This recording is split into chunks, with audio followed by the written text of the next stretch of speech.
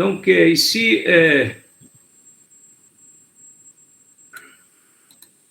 voilà, donc on était dans les types de centrales éoliennes. Donc, on a dit qu'il y a 5 types. Hein. Donc, 5 types de centrales éoliennes. Il y en a qui marchent avec une génératrice à courant continu. Ensuite, la deuxième, c'est une génératrice asynchrone à vitesse constante, génératrice asynchrone à vitesse variable, génératrice asynchrone à double alimentation à vitesse variable. C'est ce qui est apparemment utilisé aujourd'hui. Et à la fin, donc, une génératrice synchrone à aimant permanent à vitesse variable. Donc, ici, c'est la même chose que ce qui est utilisé dans les centrales classiques, c'est-à-dire les centrales hydrauliques, thermiques, nucléaires, etc., où on utilise des génératrices synchrones, des machines synchrones, c'est-à-dire des alternateurs. Hein. Donc, on dit génératrice synchrone ou bien alternateur, c'est la même chose. Alors, dans les sections qui suivent, donc, on va présenter donc, les différents types hein, de ces 5 techniques. Lorsque vous avez une turbine éolienne qui entraîne une génératrice à courant continu, donc la génératrice à courant continu, oui, admit. Donc, comme son nom l'indique, elle va vous donner de la tension continue. Donc, elle va vous donner de l'énergie continue.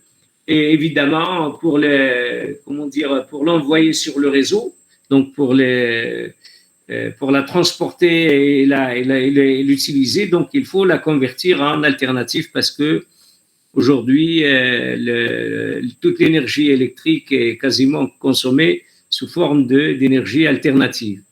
Donc là, il faut penser à mettre des onduleurs. Hein. Donc quand vous avez du continu, donc vous devez avoir des onduleurs pour le convertir en continu.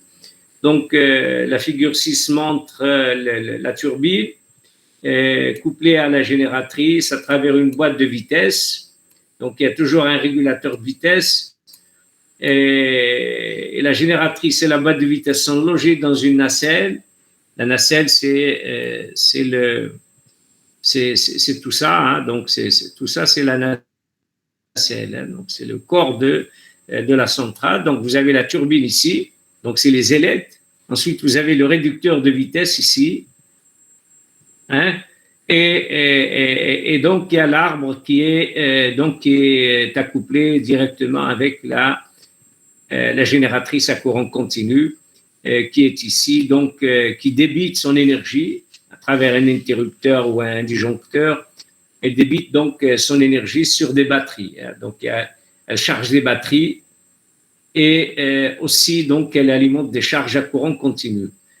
Si vous voulez, évidemment, la coupler avec le réseau, donc envoyer cette énergie avec le réseau, vous devez installer ici un onduleur, donc qui va transformer donc cette énergie continue en énergie alternative et ensuite mettre un transformateur et l'envoyer au réseau. Voilà un peu comment ça fonctionne. Alors, qu'est-ce qu'on dit une nacelle, une tour. Donc, ça, c'est la nacelle. La nacelle, c'est tout ça. La tour, c'est ça. Donc, c'est ce pylône. On l'appelle aussi la tour. Donc, voilà. Donc, elle est fixée sur une tour ou sur un pylône. Hein. Donc,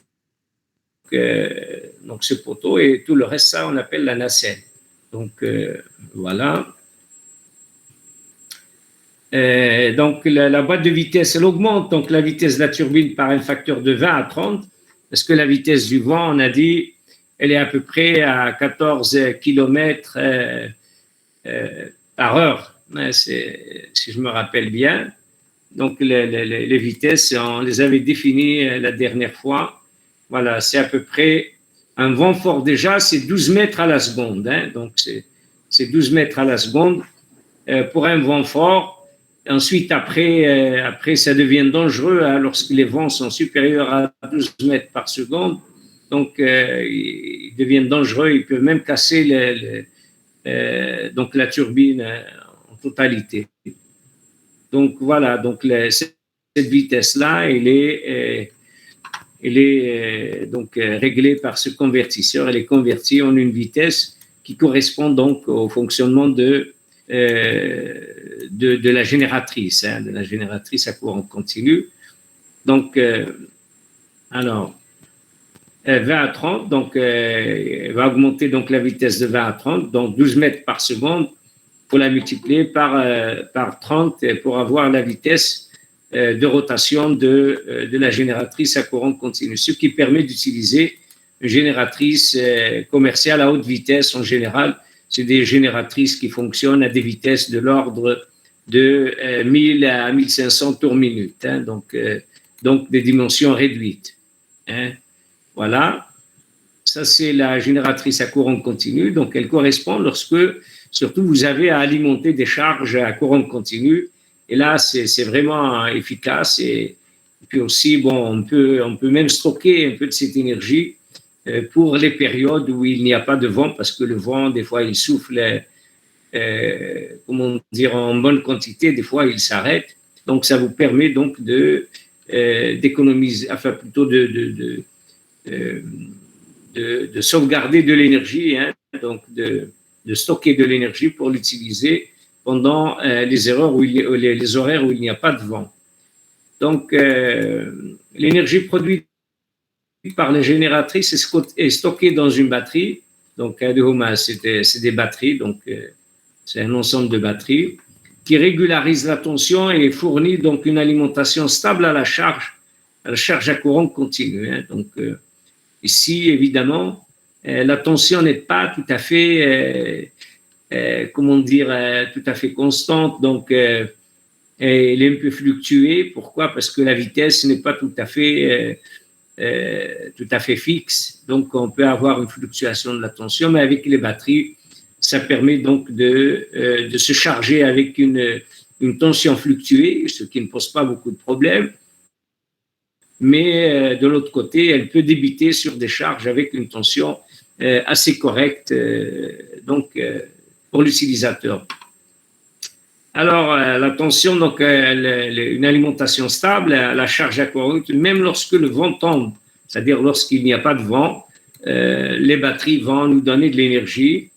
Ce type d'éolienne qui a généralement une puissance limitée, quelques kilowatts, c'est déjà bien parce que une maison actuelle normale, sa puissance, c'est environ 5 kilowatts. Donc 5 kilowatts suffisent pour alimenter une maison moderne en tout point de vue. Il est utilisé dans les régions éloignées où l'électricité n'est pas disponible. Donc c'est les gens qui habitent dans le sud, par exemple, les gens qui habitent sur les montagnes et les gens aussi qui habitent dans les îles. Donc, ce sont ceux-là qui ont besoin de ce type de génération d'énergie électrique. Donc, elle permet d'alimenter, par exemple, quelques lampes de 12 volts. Il n'y a pas de problème, surtout aujourd'hui avec la technologie LED. Donc, on peut trouver des lampes à 12 volts et c'est des lampes de voiture, en fait, 12 volts. Donc, et puis qui économisent de l'énergie, c'est-à-dire elles sont économes et elles ne consomment pas beaucoup d'énergie électrique et elles donnent assez de lumière. Et un téléviseur branché sur un convertisseur CC/CA, c'est-à-dire un convertisseur courant continu, courant alternatif, on appelle ça un onduleur. Voilà. Alors, on va faire rentrer quelqu'un. Allez, voilà.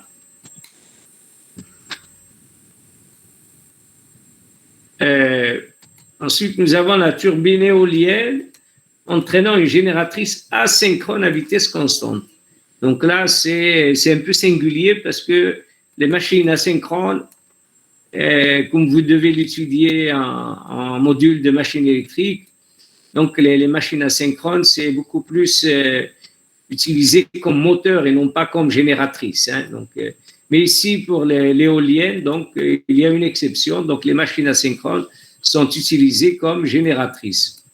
Et donc, à vitesse constante, parce que, les machines asynchrones tournent à une vitesse légèrement inférieure à la vitesse de synchronisme. Voilà, donc on peut avoir une vitesse relativement constante avec ça.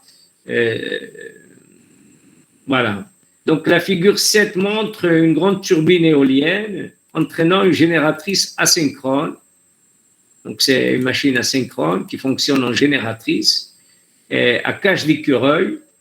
Donc on a vu le moteur à cage d'écureuil en TP numéro 2, le moteur qui est là.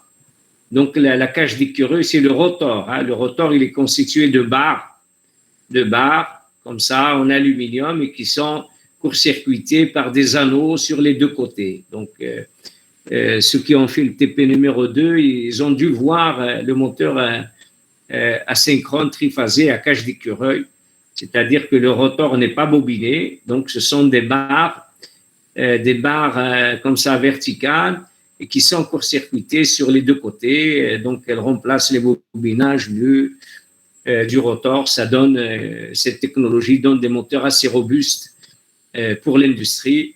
Donc voilà, donc à cage d'écureuil, à travers une boîte de vitesse toujours, vous avez une boîte de vitesse ici. Donc la vitesse du vent, elle est relativement faible, 12 mètres, environ 12 mètres par seconde. Donc la boîte de vitesse, c'est comme une boîte de vitesse de la voiture. Donc dès que vous mettez le petit pignon et la vitesse ici, elle est multipliée par le rapport des deux pignons. Donc le pignon de ce côté-là et le petit pignon sur ce côté-là, et vous allez avoir une grande vitesse ici pour avoir des vitesses de l'ordre de 1000 à 1500 tours minute qui sont, qui sont à peu près utilisées pour les machines asynchrones. Donc, le stator de la machine asynchrone est branché au réseau. Donc, le stator, il est là, il donne de l'énergie. Donc, il donne de l'énergie sous forme triphasée, AULIC, est branché au réseau d'électricité publique à travers un transformateur. Donc, ici, qu'est-ce que c'est que ça? Ce sont des condensateurs de compensation de l'énergie réactive. Donc, vous l'avez vu, le condensateur d'énergie réactive, vous l'avez vu en S1. En S1, donc, on vous donne les circuits monophasés ou les circuits triphasés. Toujours la dernière question, on vous dit, on a le COSFI, il est égal à 0,7. On veut relever le COSFI à 0,9. Donc, on met une batterie de condensateur pour relever le cosinus phi à 0,9 pour avoir donc, moins de pertes au niveau de transport de la ligne. Ensuite, on met un transfo ici, un transformateur triphasé, donc 3 bobines primaires ici. Elles sont branchées en étoile ou en triangle. Et là, 3 bobines secondaires. Elles sont branchées assez souvent, donc en général, elles sont branchées en étoile. Et ensuite, on sort avec une tension voulue. Et c'est la tension générale du transport de l'énergie. Donc, ça, c'est un pylône. Donc, ça, c'est un poteau de type chat. On appelle ça les poteaux de type chat. Donc, la phase 1, la phase 2, elle va partir par ici. Et la phase 3 va partir par ici. Donc, en général, ici, on a des tensions relativement faibles de quelques kilovolts. Et ici, pour transporter en Algérie l'énergie électrique, lorsque c'est loin, c'est 220 kilovolts. Donc, si c'est proche, si c'est un transport proche, on transporte à 60 kilovolts. Pour l'Algérie, les autres pays, ça peut être la même chose ou légèrement différent. Voilà. Donc, voilà, qu'est-ce qu'on dit ici? À cage d'écureuil, le stator de la machine asynchrone est branché au réseau d'électricité. Donc, le stator qui est là, il est branché au réseau à travers un transformateur, le transfo triphasé. Ensuite,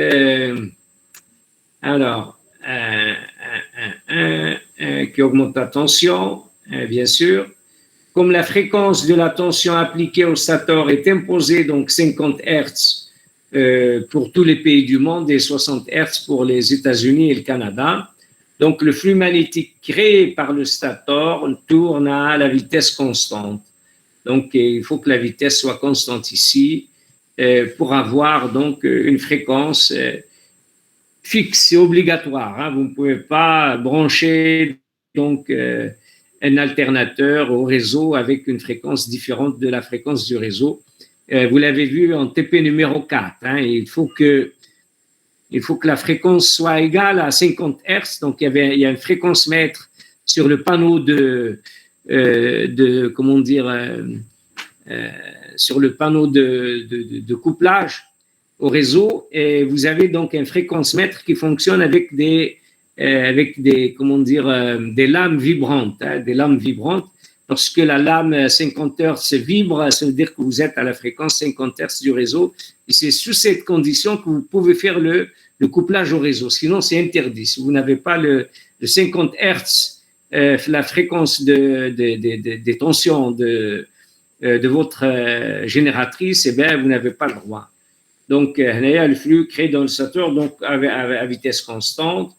Le faible glissement requis pour la machine fonctionne en génératrice implique que le rotor tourne à une vitesse légèrement supérieure à la vitesse synchrone. Donc, avec le glissement, on fait tourner le moteur, on le fait tourner à une vitesse légèrement supérieure à la vitesse de synchronisme. Et donc, on va avoir exactement donc, un champ tournant ici et des tensions donc, à cette vitesse de synchronisme qui va donner la fréquence de 50 Hz.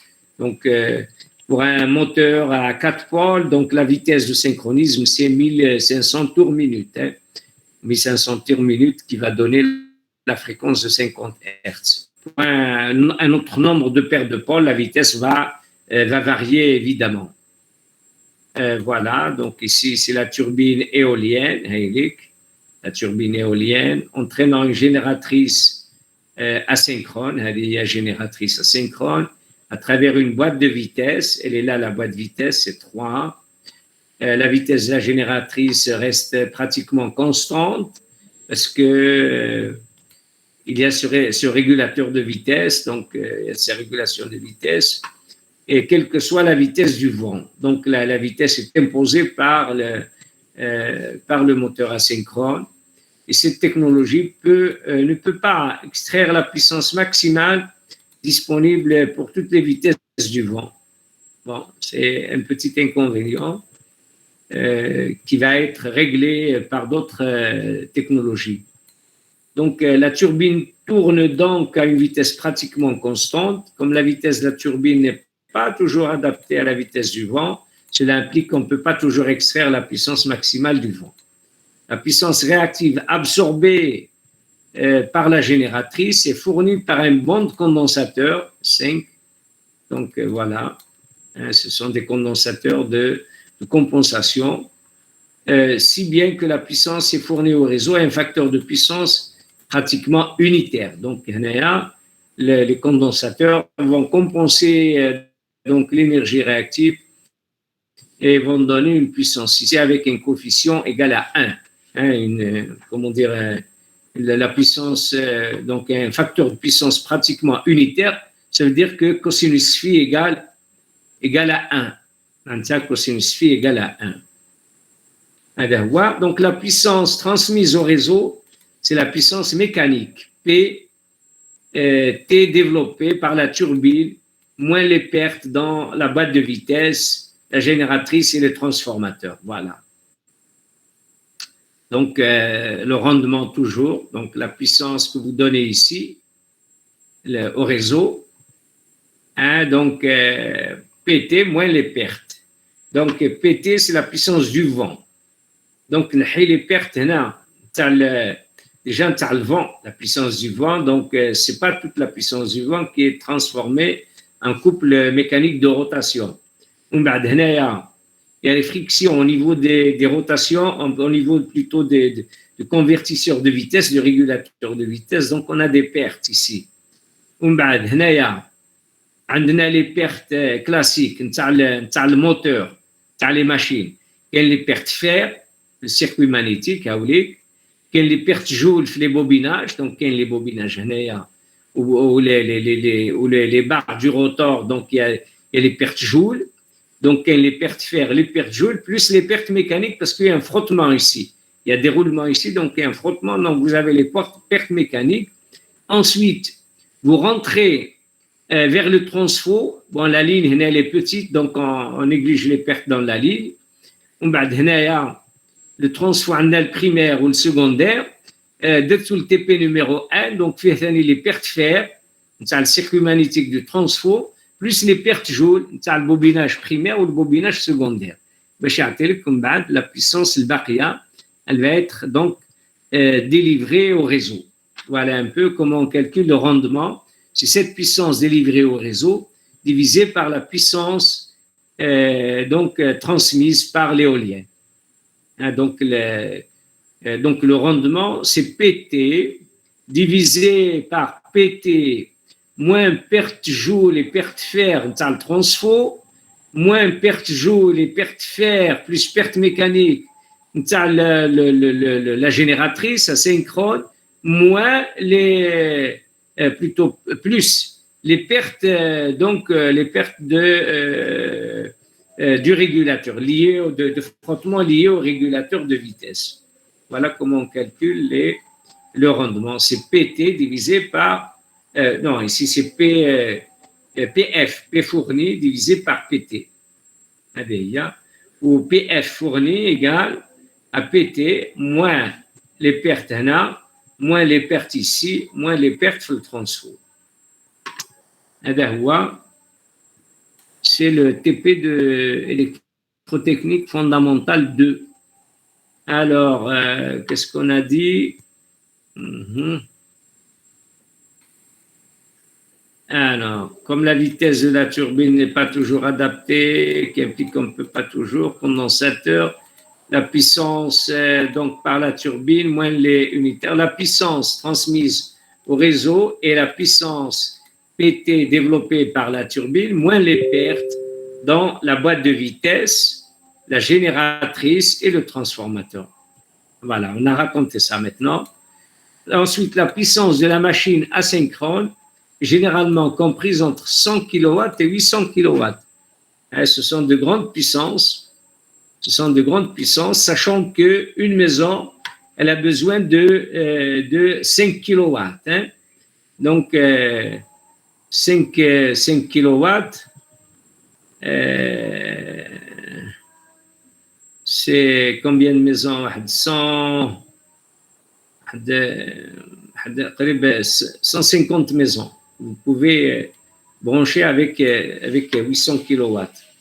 150 fois 5, ça fait à peu près 800 kW.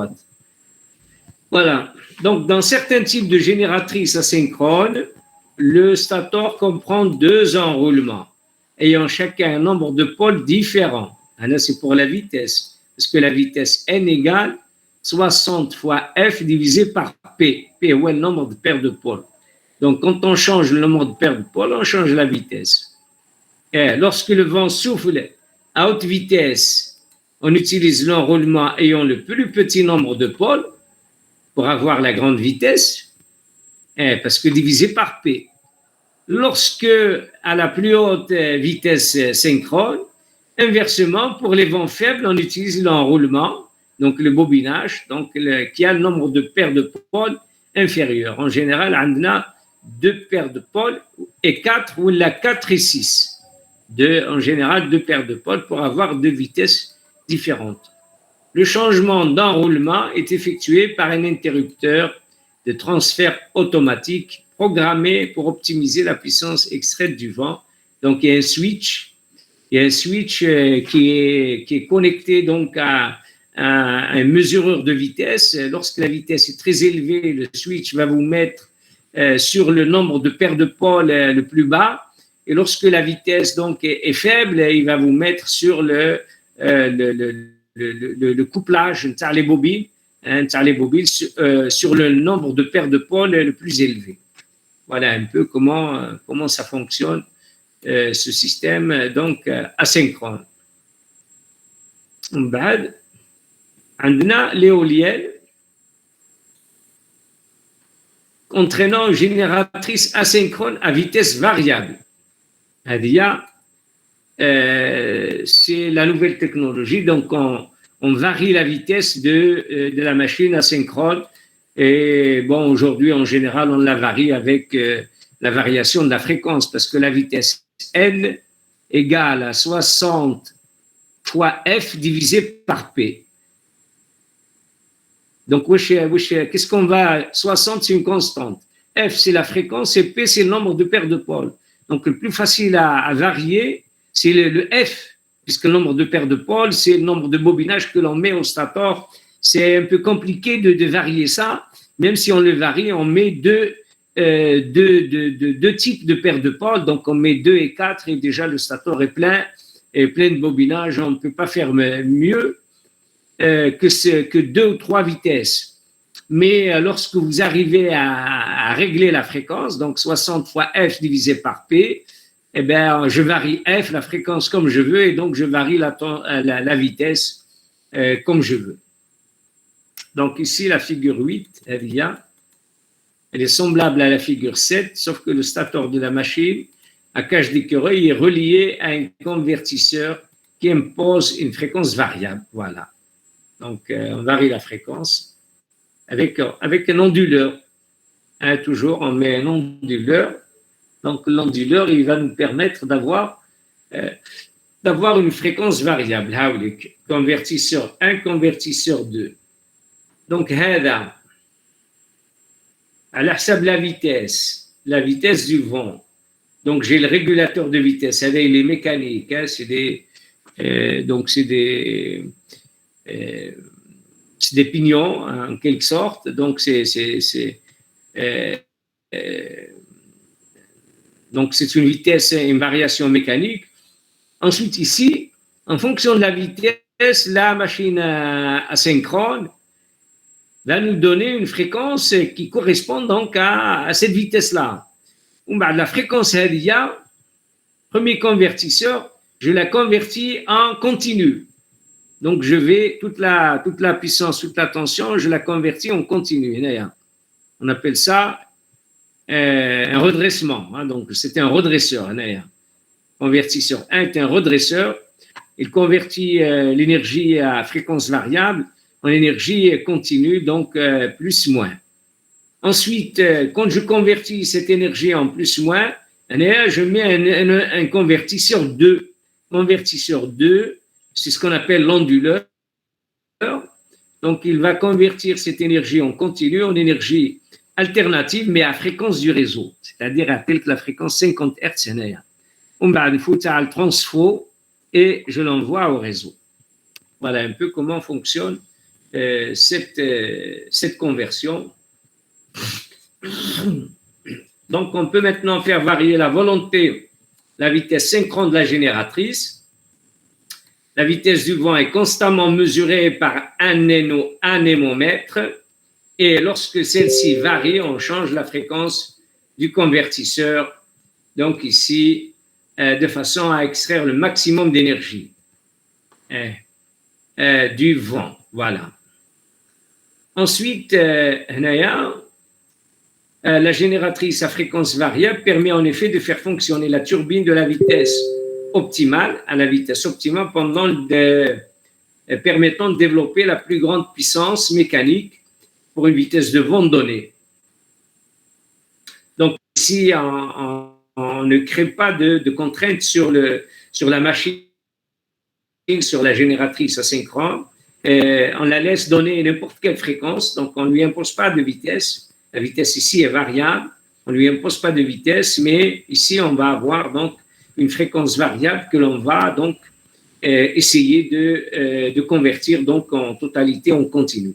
Et le reste, donc l'onduleur va faire le travail de façon ordinaire. Donc, alors, le convertisseur 5 transforme en courant continu, c'est ce qu'on appelle un redresseur. Il transforme en courant continu la puissance PT à fréquence variable. C'est la puissance PT qui est transmise ici. Donc, à fréquence variable, c'est-à-dire à vitesse variable, parce que la vitesse du vent est variable. Bien, qu'il reçoit de la génératrice.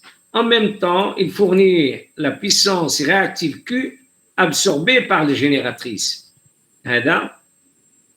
en même temps, il va donner de l'énergie réactive Q qui est nécessaire pour la génératrice. C'est une sorte de compensation.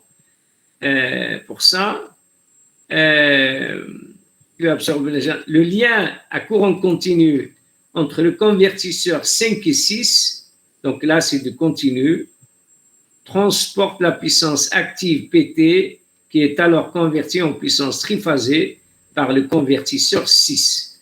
Donc la tension, la puissance continue va être transformée en puissance alternative triphasée, on appelle ça donc un onduleur. Alors, convertisseur 6, ça veut dire l'onduleur. Avant d'être envoyé, bien sûr, dans le réseau ne peut pas accepter une fréquence différente de 50 Hz. Donc, la tension, elle est alternative, et à 50 Hz, elle est basse, c'est une basse tension. Le transfo est à la haute tension, c'est-à-dire 220 kV ou la 60 kV, ou là, parfois 400 kV